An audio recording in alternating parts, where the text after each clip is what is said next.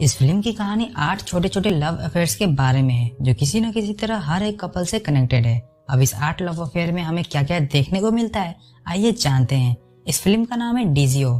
Film की शुरुआत में हम एक सिटी बस को देखते हैं जिसमें कई सारे मुसाफिर अपने मंजिल की तरफ जा रहे होते हैं। उन्हीं में से जोवेन नाम के एक मुसाफिर की नजर खिड़की से बाहर की तरफ जाती है जहां वो एक लड़की को भागता हुआ देखता है जिसके पीछे कुछ लफंगे पड़े हुए थे। जोवेन उस लड़की की मदद करने के लिए उसके पास जाता है, पर तब तक उस लड़की ने अकेले ही 1v4 क्लच करके उन लफंगों को वहां से भगा दिया था।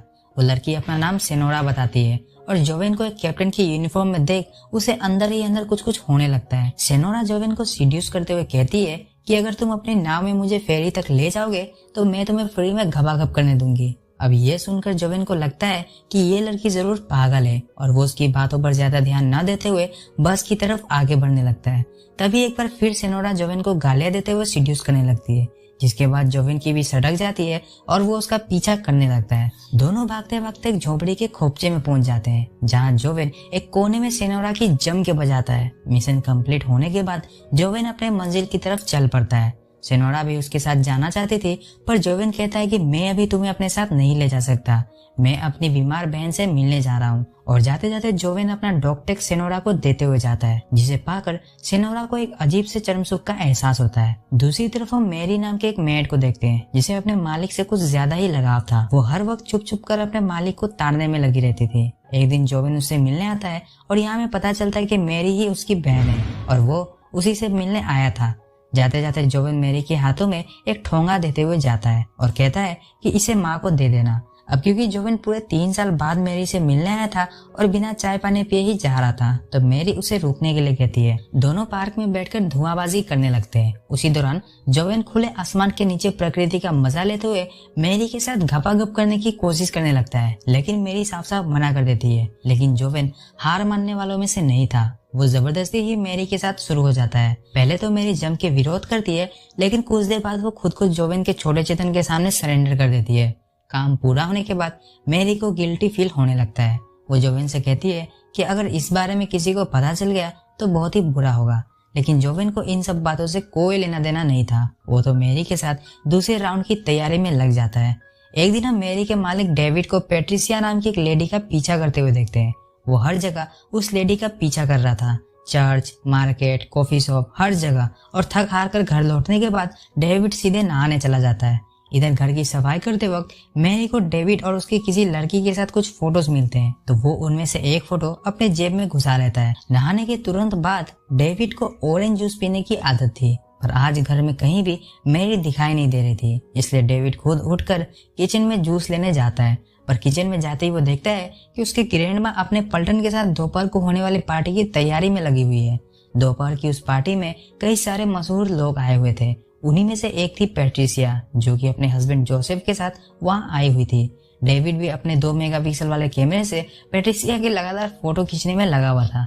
यह देखकर जोसेफ को बड़ा अजीब लगता है। एक दिन मैरी डेविड को जूस देने जब उसके कमरे में जाती है तो डेविड उससे पूछता है कि क्या तुमने आज पैंट ही नहीं पहनी है। ये सवाल सुनकर मैरी के तो होश ही उड़ जाते हैं। डेविड आगे कहता है कि मुझे सब पता है, तुम हमेशा मुझे चुप चुप कर देखती रहती हो, आज मैं तुम्हें अपना छोटा चेतन दिखाता हूँ, रुको। और इतना कहकर डेविड अपना तौलिया मैरी के सामने खोल देता है। तौलिए के अंदर छुपे हुए छोटे चेतन को देखकर मैरी की दोनों आंखें बाहर आते आते रह जाती है। डेविड भी समझ चुका था कि मैरी को उससे क्या चाहिए। वो मैरी से तेल लेकर आने के लिए कहता है और फिर तेल मालिश करते करते डेविड मैरी के साथ घपाघप भी कर डालता है। एक दिन डेविड अपने कार से पैट्रिसिया का पीछा कर रहा होता है। उस वक्त पैट्रिसिया अपने कॉलोनी से गुजर रही थी और वो नहीं चाहती थी कि कोई डेविड को उसका पीछा करते हुए देखे, इसलिए ना चाहते हुए भी वो डेविड की गाड़ी में आकर बैठ जाती है। डेविड उसे अपनी पुरानी हवेली में ले जाता है जहाँ दोनों दारूबाजी और सुट्टाबाजी करते हैं। पैट्रिसिया डेविड से पूछती है कि अब बताओ तुम मेरा पीछा क्यों कर रहे थे। डेविड कहता है कि मैं तुमसे प्यार करता हूँ और तुम्हारे साथ घपाघप करना ही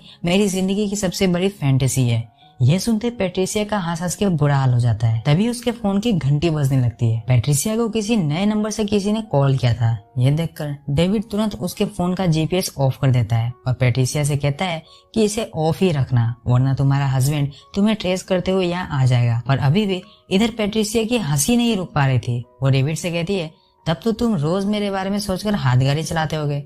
डेविड कहता है कि हाँ, मैं जब 9 साल का था तब से तुम्हें सोचकर हाथ गाड़ी चलाता आ रहा हूँ और मुझे यकीन नहीं होता है कि तुम मेरे सामने बैठी हुई हो। पेट्रिसिया कहती है कि यकीन तो मुझे भी नहीं हो रहा है कि मैं यहाँ बैठकर तुम्हारी बातें सुन रही हूँ। डेविड पेट्रिसिया से उसके सेक्सुअल लाइफ के बारे में पूछता है। पेट्रिसिया कहती है कि सब ठीक ठाक ही चल रहा है। तो डेविड कहता है कि झूठ मत बोलो, मुझे पता है कि तुम्हारे बुढ़े हस्बैंड का खरा नहीं होता है। पेट्रिसिया कहती है कि अच्छा, तो तुम्हारा खरा होता है। डेविड कहता है कि रुको, अभी दिखाता हूँ। और इतना कहते ही दोनों टपाटप करना शुरू कर देते हैं। टपाटप करते करते दोनों को समय का पता ही नहीं चलता और रात हो जाती है।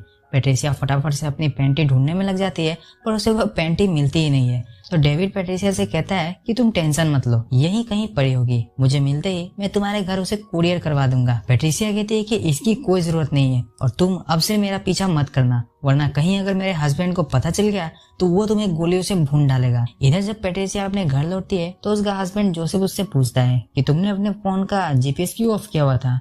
पेट्रिसिया झूठ बोलती है कि उसके फोन की बैटरी खत्म हो गई थी। जोसेफ को पेट्रिसिया पर शक तो हो गया था पर वो उस बात पर ज्यादा ध्यान न देते हुए पेट्रिसिया के साथ पलंग तोड़ने में लग जाता है। अगले दिन जोसेफ कॉलेज से मैरी की बहन पाओला को पिक करने जाता है। दरअसल पाओला पहले जोसेफ के ही रेस्टोरेंट में पार्ट टाइम जॉब किया करती थी और उस दौरान दोनों के बीच में काफी ज्यादा घपाघप भी हुआ था। पाओला जोसेफ की गाड़ी में आकर बैठ जाती है, जिसके बाद जोसेफ उसे अपने नए 10 स्टार रेस्टोरेंट की ओपनिंग सेरेमनी में ले जाता है, जहाँ एक प्राइवेट कमरे में पाओला को ले जाकर जोसेफ उसके साथ गपागप करना शुरू कर देता है। जाते जाते जोसेफ पाओला को ढेर सारे पैसे देते हुए कहता है कि ये लो, घर जाने के लिए उबर बुक कर देना। जोसेफ ने पाओला की मुलाकात एक बहुत ही बड़ी एक्ट्रेस जोशी से भी करवा दी थी, जिसे अपने लिए एक लड़की की सख्त जरूरत थी जो हर वक्त उसके साथ रहे। जोशी पाओला को अपने साथ अपने घर ले जाती है और उसे ढेर सारी शॉपिंग भी करवाती है। पाओला की लाइफ बिल्कुल बदल चुकी थी। जोशी के घर की मेड को देखकर उसे अपने पुराने दिन याद आते हैं, जब वो भी किसी के घर में मेड की नौकरी किया करती थी। शाम को जोशी पाओला को अपने साथ एक क्लब में ले जाती है, जहाँ हर कोई किसी न किसी के साथ कोने में लगा हुआ था।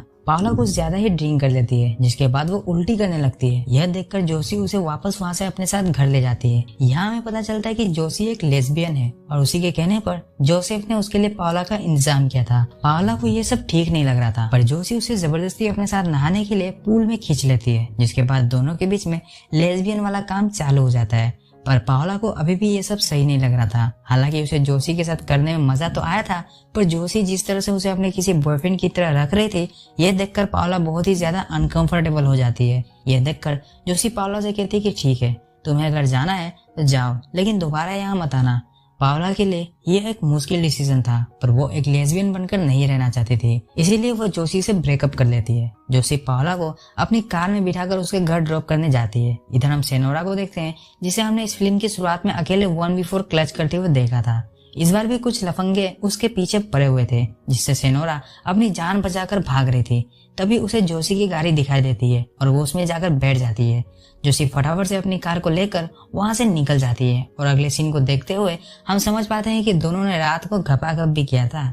अब इससे पहले कि सेनोरा की नींद खुल पाती, जोशी उसके सामने कुछ पैसे रखकर चुपचाप वहां से निकल जाती है। लेकिन तभी सेनोरा वहां आ जाती है और जोशी को उसके पैसे लौटाते हुए कहती है, कल रात को मुझे तुम्हारे साथ करके बहुत ज्यादा मजा आया और उस हिसाब से मुझे तुम्हें पैसे देने चाहिए, बट अफसोस कि मेरे पास तुम्हें देने के लिए फूटी कौड़ी नहीं है। जोशी सेनोरा को अपने साथ ले जाना चाहती थी, पर सेनोरा जाने से मना कर देती है, क्योंकि वो अभी भी जोवेन के आने के इंतजार में थी, जिसने जाते जाते उसे अपना डॉग टैग दिया था। तभी जोवेन भी वहाँ अपने हाथों में फूल लिए हुए आ जाता है, जिसे देखकर सेनोरा की खुशी का कोई ठिकाना ही नहीं रहता। वो तुरंत जोवेन के साथ जाने के लिए राजी हो जाती है। यह देखकर जोशी को बहुत बुरा लगता है, क्योंकि उसने जैसे तैसे करके सेनोरा को अपने साथ चलने के लिए मना ही लिया था। पर फिर भी सेनोरा की खुशी को देखते हुए जोशी खुले मन से सेनोरा को अलविदा कहकर उसे जोवेन के साथ जाने के लिए परमिशन दे देती है। और यहाँ हम जोशी के उदास चेहरे को देखकर